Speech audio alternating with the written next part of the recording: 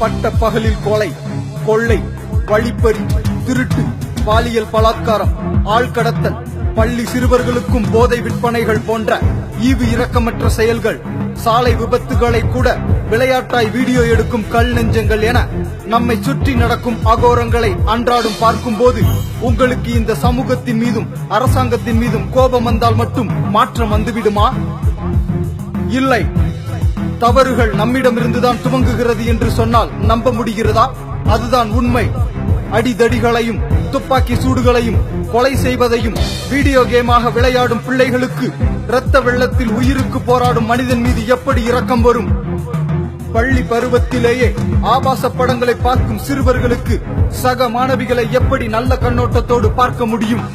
ஓடி விளையாடியது அந்த காலம், கதவை மூடி விளையாடுவது இந்த காலம்.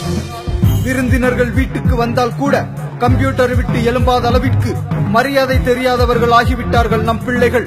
குறை கூறவில்லை, மனிதன் எந்திரமாக மாறி வருவதை கூறுகிறேன். நல்ல பெற்றோர்கள் நல்ல பிள்ளைகளை உருவாக்குவார்கள். நல்ல பிள்ளைகள் தான் நல்ல சமூகமாக மாறுவார்கள். மாற்றம் நம் வீட்டிலிருந்துதான் துவங்க வேண்டும்.